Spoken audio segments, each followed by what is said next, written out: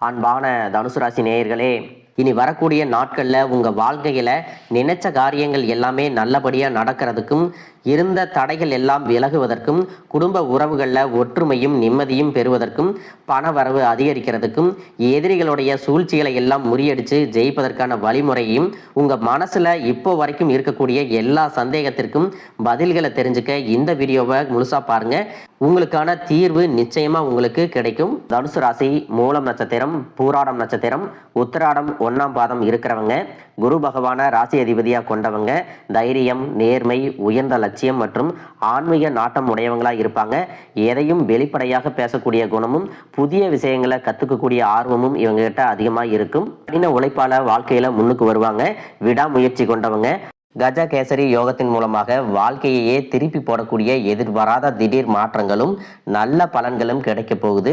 இந்த கஜ கேசரி யோகம் அப்படிங்கிறது மங்களகரமான மற்றும் சக்தி வாய்ந்த ராஜயோகம். இது ஜாதகத்துல குரு மற்றும் சந்திரன் கேந்திரஸ்தானமான 1, 4, 7, 10 வீடுகளில் இணைஞ்சு அல்லது ஒருத்தர் 7ஆம் பார்வையாக பார்க்கறாங்க அப்படின்னா ஜாதகருக்கு சிறப்பான பலன்களை எல்லாமே கொடுக்கும். அதிலும் முக்கியமாக பார்த்தீங்கன்னா 6, 8, 12 வீடுகளில் பாவ கிரகங்கள் இல்லாமல் இருந்தால் உங்களுக்கு செல்வம், அறிவு, தலைமை பண்பு மற்றும் நீண்ட ஆயுள கொடுக்கும். இந்த கஜம் அப்படிங்கிறது யானை, அதாவது குருவை குறிக்கும். கேசரி அப்படிங்கிறது சிங்கத்தையும், அதாவது சந்திரனை குறிக்கக்கூடியது. வலிமையான மதம் கொண்ட யானையை அடக்கக்கூடிய சிங்கத்தை போல இந்த ராஜ யோகம் ஒருவருக்கு வலிமை, தைரியம் மற்றும் செல்வாக்கு மிகுந்த ராஜ வாழ்க்கையை கொடுக்கக்கூடியது. உங்க வாழ்க்கையில நீங்க என்னதான் நல்ல விஷயங்களை நினைச்சாலும், நல்லதையே மற்றவங்களுக்கு செஞ்சாலும் உங்களுக்கு தொடர்ச்சியாக கஷ்டங்களும் பிரச்சனைகளும் வந்துட்டு தான் இருக்கு. இதையெல்லாம் மறந்து உண்டு தம் வேலை உண்டு அப்படின்னு இருந்தாலும் ஏதோ ஒரு கவலை, ஏதோ ஒரு குழப்பம், மனசுக்குள்ள இனம் புரியாத ஒரு வலி இருந்துட்டே தான் இருக்கும். யாராவது என்னுடைய இந்த குழப்பங்களுக்கெல்லாம் பதில் சொல்ல மாட்டாங்களா, நல்ல தீர்வு சொல்ல மாட்டாங்களா, என்னுடைய கஷ்டங்களை காது கொடுத்து கேட்க மாட்டாங்களா, ஆறுதலா 4 வார்த்தை பேச மாட்டாங்களா, என்ன உண்மையா நேசிக்க மாட்டாங்களா, எந்தவித எதிர்பார்ப்பும் இல்லாம பழக மாட்டாங்களா அப்படின்னு தான் எப்பவுமே ஆதங்கப்படுறீங்க. இப்படி நல்ல குணங்களும் நல்ல பண்புகளும் இருக்கக்கூடிய உங்க வாழ்க்கையில உங்களுக்கு கஷ்டங்கள் வருது, பிரச்சனைகள் வருது அப்படின்னா நீங்க நிறைய பாவம் பண்ணிட்டீங்க அப்படின்னு அர்த்தம் இல்லை. நீங்க தவறான நபர் அப்படின்னு அர்த்தம் இல்லை. இந்த வாழ்க்கை சில பாடங்களை உங்களுக்கு கத்துக் கொடுக்குது அப்படிங்கிறத நீங்க உணர்ந்துக்க வேண்டிய காலம். உங்களை சுத்தி நடக்கக்கூடிய எல்லா விஷயங்களும் ஏதோ ஒரு காரணத்துக்காக தான் நடக்குது அப்படின்னு, எந்த கெட்டது நடந்தாலும் அதுல ஏதாவது நல்ல விஷயம் இருக்கா அப்படின்னு ஆராய்ந்து பார்க்கக்கூடிய பக்குவம் உங்களுக்கு வரணும்.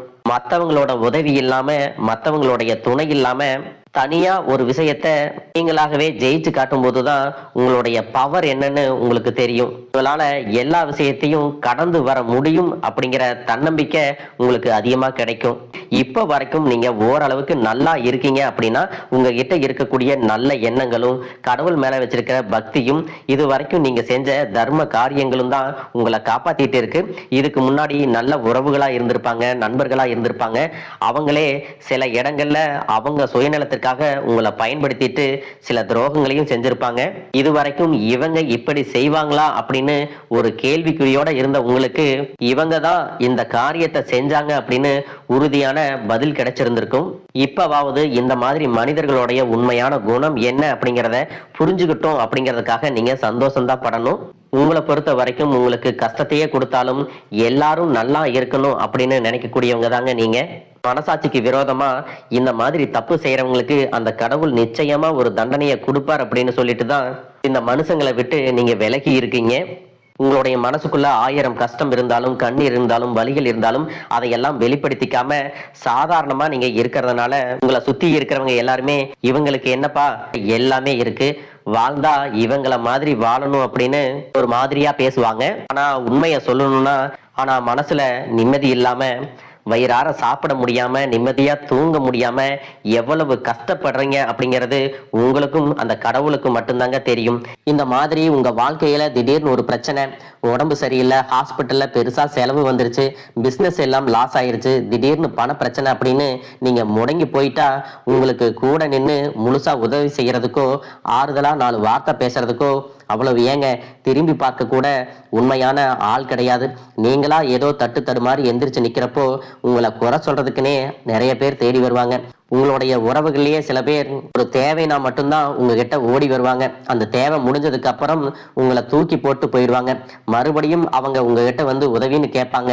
அப்ப கூட அவங்க முன்னாடி பண்ண துரோகத்தை எல்லாம் மறந்துட்டு மீண்டும் அவங்களுக்காக உதவி செஞ்சு ஏமாறக்கூடியவங்களா தான் நீங்க இருக்கீங்க. மற்றவங்களுக்காக பயன்படக்கூடிய நீங்க உங்களுக்காக உதவி செய்ய யாருமே முன்னாடி வர மாட்டாங்க. இந்த மாதிரி வாழ்க்கையில முன்னேறணும் அப்படிங்கிறதுக்காக தினம் தினம் கஷ்டப்பட்டு உழைக்கக்கூடியவங்க தாங்க நீங்க.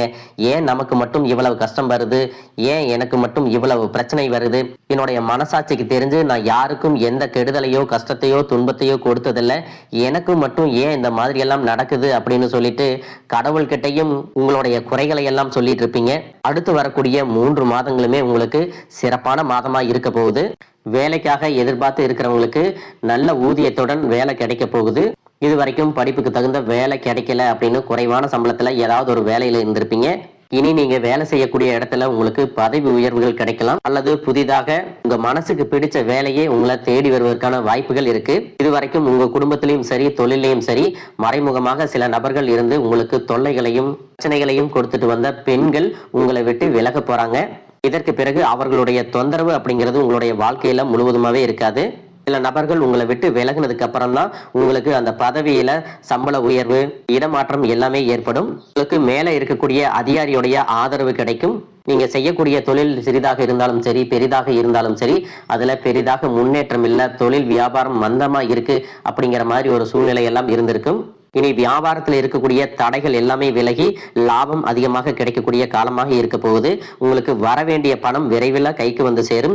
குடும்பத்துல நெருக்கடிகள் விலகும், செல்வாக்கு அந்தஸ்து உயரும், வெளிநாட்டு முயற்சிகள் எல்லாமே உங்களுக்கு வெற்றியை கொடுக்கும். தெய்வ சிந்தனை அதிகமாகும் போது பெரியோர்களுடைய உதவிகள் எல்லாமே கிடைக்கும். உறவுகள் இருந்த சண்டை சச்சரவுகள் முழுவதுமாகவே விலகும். புதிய நண்பர்கள் மற்றும் வங்கிகளிடமிருந்து உங்களுக்கு நிதி உதவிகள் கிடைக்கும். பொருளாதார ரீதியாக நீங்க முன்னேறி வருவீங்க. கடந்த சில வருடங்களா பாத்தீங்கன்னா திருமணம் அப்படிங்கிறது தடைபட்டு நின்று இருக்கும். குரு பயிற்சிக்கு பிறகு உங்களுக்கு நல்ல ஒரு வாழ்க்கை துணை அமையும். உங்களை பொறுத்த வரைக்கும் நீங்க ஆண்களாக இருந்தாலும் சரி பெண்களாக இருந்தாலும் சரி நீங்க செய்யறது அரசு வேலையோ தனியார் வேலையோ கூலி வேலையோ எதுவாக இருந்தாலும் இது வரைக்கும் உங்களுடைய வருமானம் பற்றாக்குறையா இருந்திருக்கும், செலவுகள் அதிகமாக இருந்திருக்கும். இனி வரக்கூடிய காலங்கள்ல உங்களுடைய சேமிப்பு அதிகமாக உயரப்போகுது. உங்களுக்கு வரக்கூடிய வருமானம் 2 மடங்கா கிடைக்க போகுது. இனி வரக்கூடிய காலகட்டங்கள்ல இதுவரைக்கும் இருந்த கடன் பிரச்சனைகள் இருந்து நீங்க மீண்டு வருவீங்க.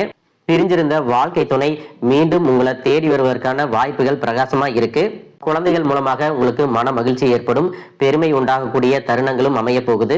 பெற்றோர்களுடைய ஆரோக்கியத்துல நீங்க அதிகமான கவனம் செலுத்தணும். நீண்ட தூர பயணங்கள் செல்வதை தவிர்த்துக்கணும்.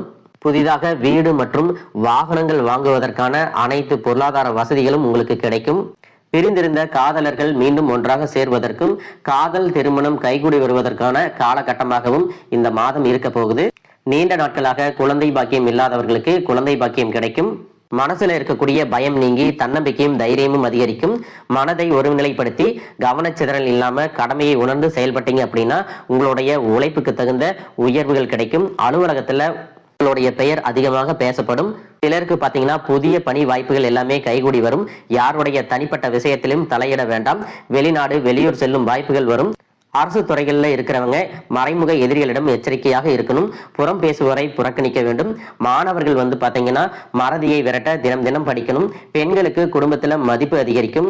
உங்களிடத்துல பொருளாதாரம் சேரும் பொழுது சிற்றின்ப நாட்டம் அதிகமாக இருக்கும். உங்களுடைய சுய ஒழுக்கத்துல அதிகமான கவனம் தேவை.